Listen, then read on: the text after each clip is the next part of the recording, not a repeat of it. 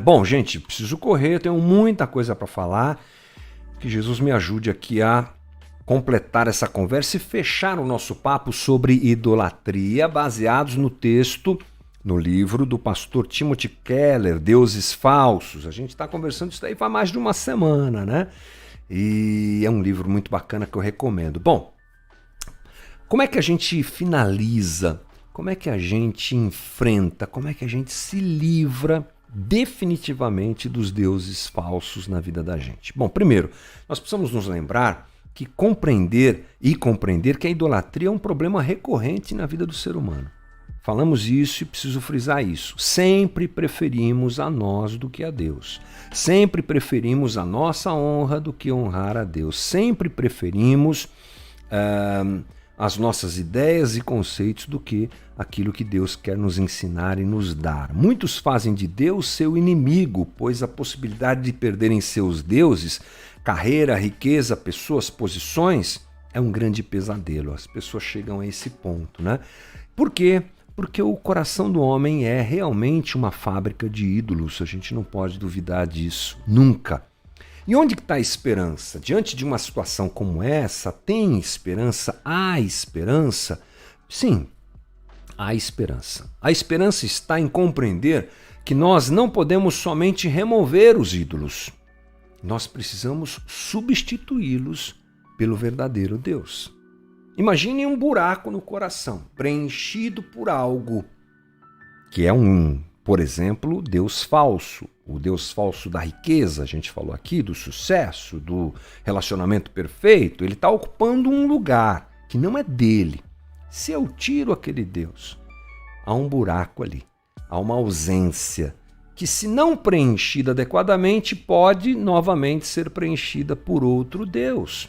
Portanto, esse buraco, esse vazio existencial, ele é feito para Deus, ele é do tamanho de Deus, como já dizem alguns teólogos aí. Então, os falsos deuses são como ervas daninhas, o Timothy Keller diz, a gente arranca e ele cresce de novo.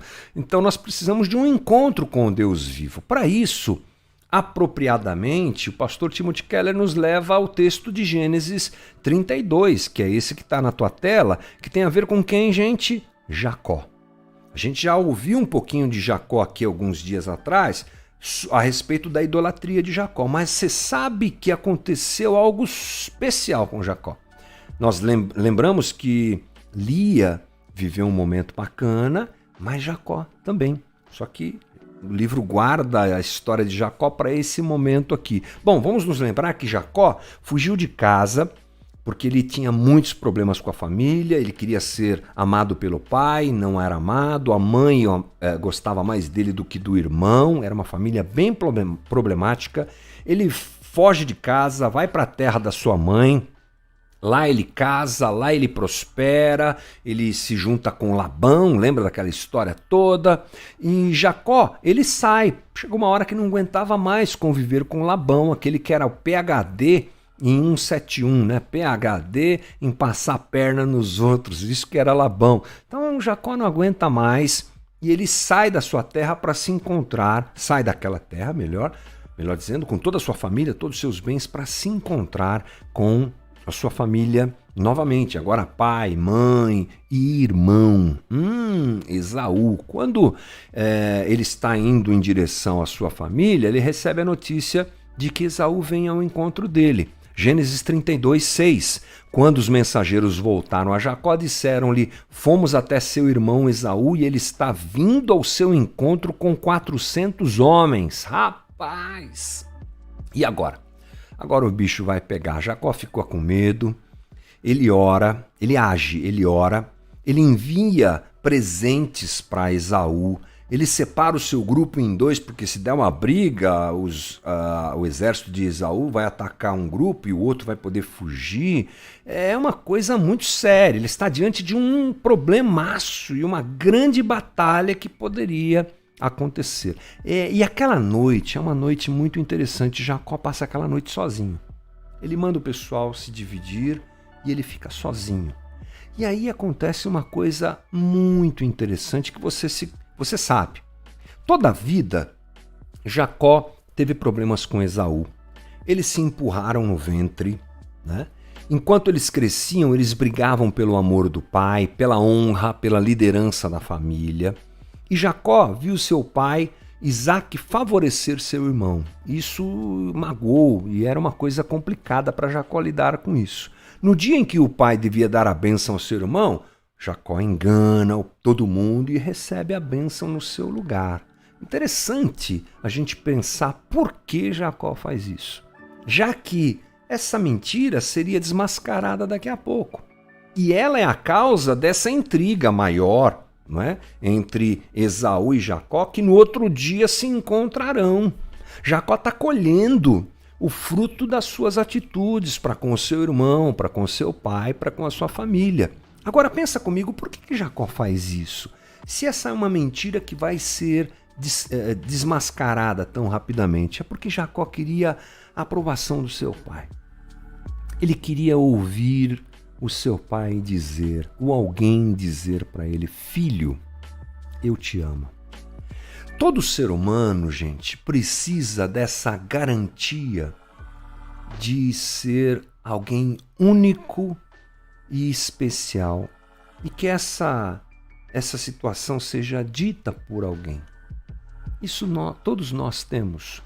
Todos nós temos a necessidade daquele amor recíproco, daquele retorno. Essa é uma necessidade nossa. Procuramos essa admiração profunda em nossos pais, no nosso cônjuge, nos nossos amigos e parceiros, ou seja, a gente gosta mesmo de ser valorizado, mas eu vou dizer que a gente não só gosta, a gente precisa disso. Jacó, ele lutou a vida inteira para ter essa bênção, para ter esse reconhecimento, mas incrível, não funcionou. Não funcionou. Eu não tenho tempo de fazer essa recapitulação, mas lembre-se que ele luta com Esaú para ser aprovado pelo pai. Ele luta com Labão para se encontrar com Raquel, mas nada funciona. A sua relação com a família continua problemática. Ele não se sente agasalhado e amado. Jacó tem esse problema. E aí, ele passa essa noite, prestes a encontrar o irmão, ele passa essa noite no deserto e acontece algo divino com ele. Versículo 24. Jacó ficou sozinho. Gênesis 32. Então veio um homem que se pôs a lutar com ele até o amanhecer. Quando o homem viu que não poderia dominá-lo, tocou na articulação da coxa de Jacó, de forma que lhe deslocou a coxa, enquanto lutavam. Então o homem disse: deixe-me ir, pois já o dia se desponta. Mas Jacó lhe respondeu: não te deixarei ir, a não ser que me abençoes. O homem lhe perguntou: qual é o seu nome?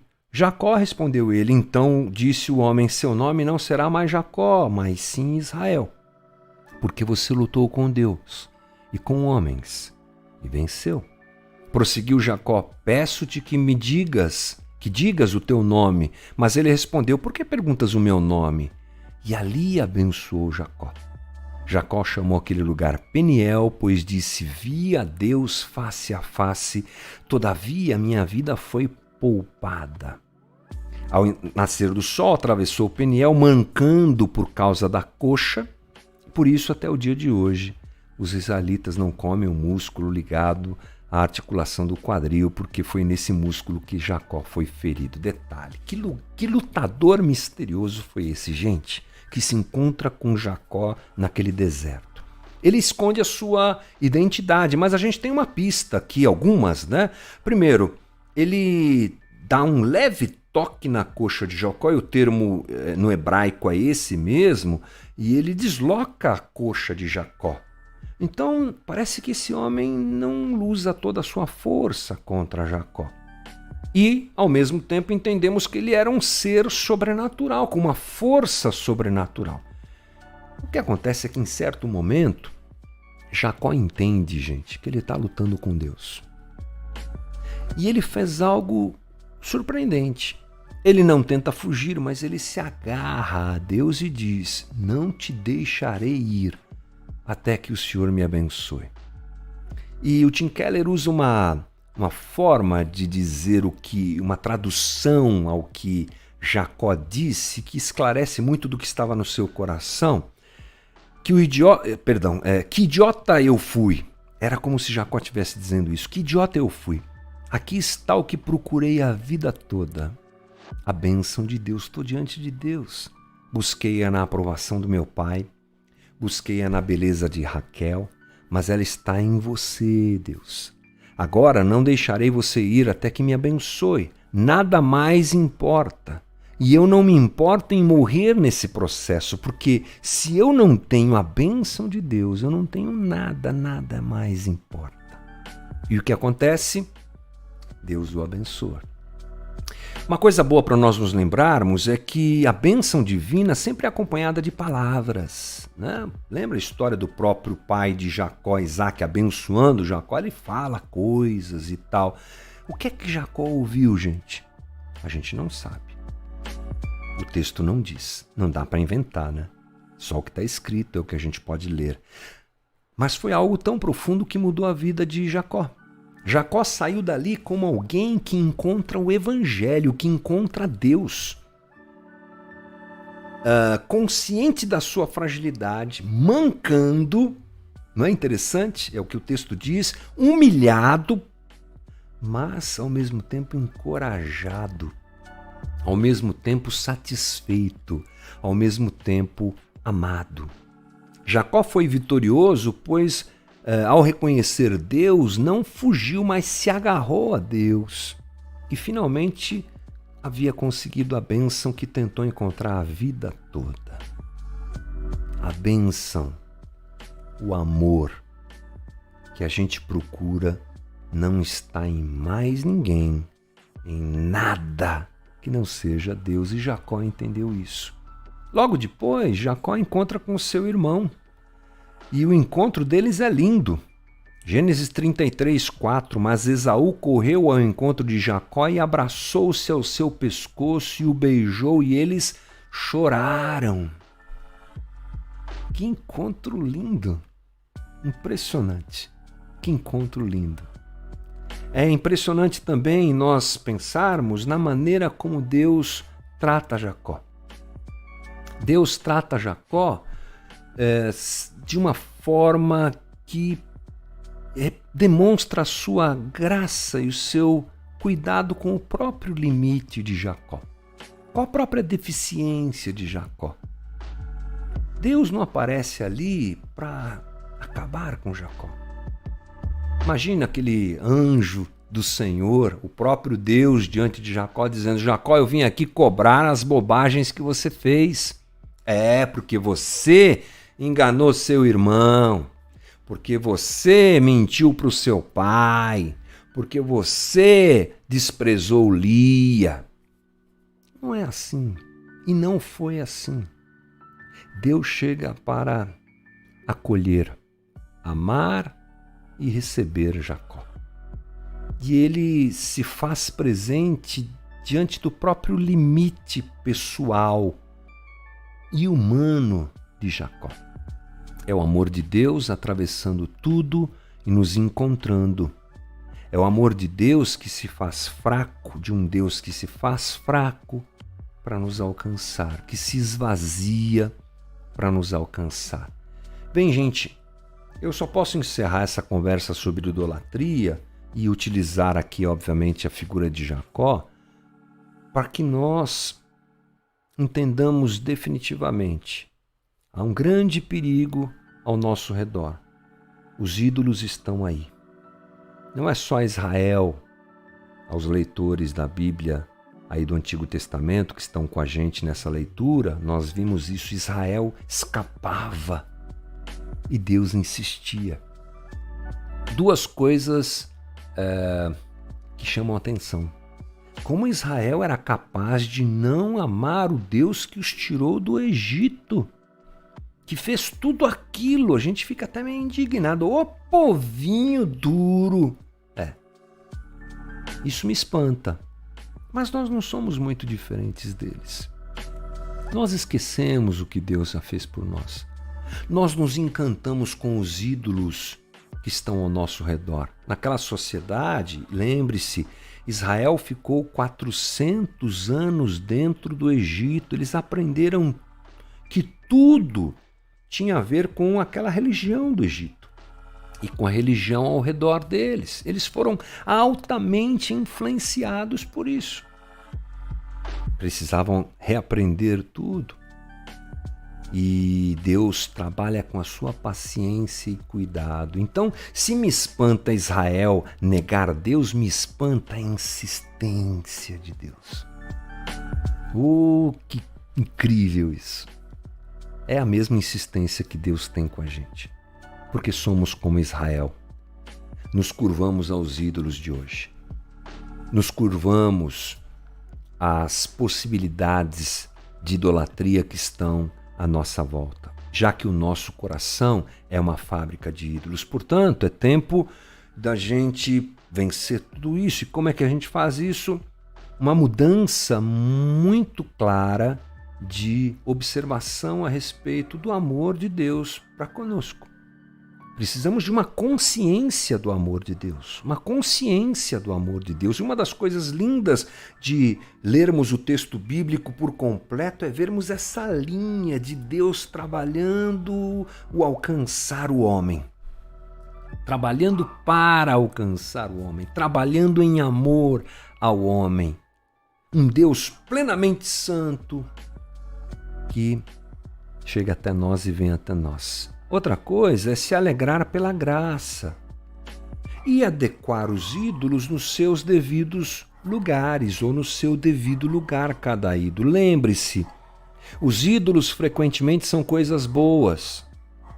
Nós não precisamos sair daqui e viver como ermitões no deserto. Essa é a proposta que muito da nossa história do Evangelho apresenta, né? Homens e mulheres que foram viver no deserto. Só que lá no deserto eu encontro outros ídolos.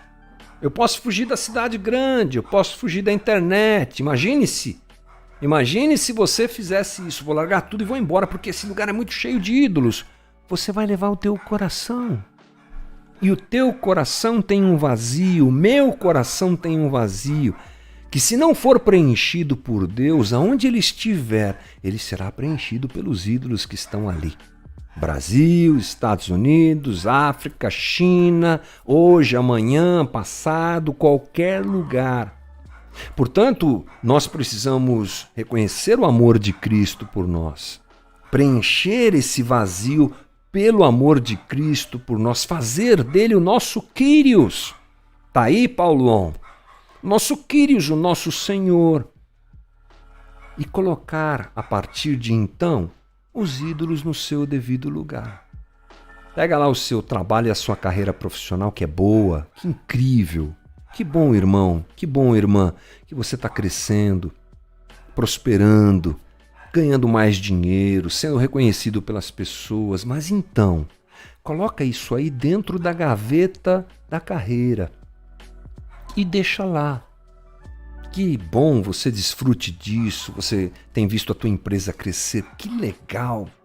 Mas cuidado, isso não pode se tornar seu Senhor. Pode se tornar se o lugar de Deus estiver vazio. Isso vai ocupar o lugar de Deus. Que bom que você tem o teu ministério, e ele está prosperando também, Deus tem sido generoso e você tem pregado o Evangelho e feito aquilo que você gosta de fazer na tua comunidade. Então, cuidado, coloque isso no devido lugar e se alegre. Não é aquele cuidado assim, ai meu Deus, isso aqui pode tomar o lugar de Deus. Não, meu coração já está ocupado com Deus. Então, que bom. Eu posso tocar guitarra, eu posso gravar CD, eu posso tocar por aí, fazer apresentações e shows, eu posso ter muitos seguidores na internet. Pode um monte de coisas. Aliás, o crente adora querer saber o porquê, o pode ou não pode. Né? A gente pode um monte de coisas, desde que o coração esteja preenchido por Jesus. Essa é a nossa conversa de hoje. A gente encerra aqui, portanto, o nosso papo a respeito de idolatria. E foi legal, né? Acho que foi bacana, deu pra gente esclarecer muita coisa.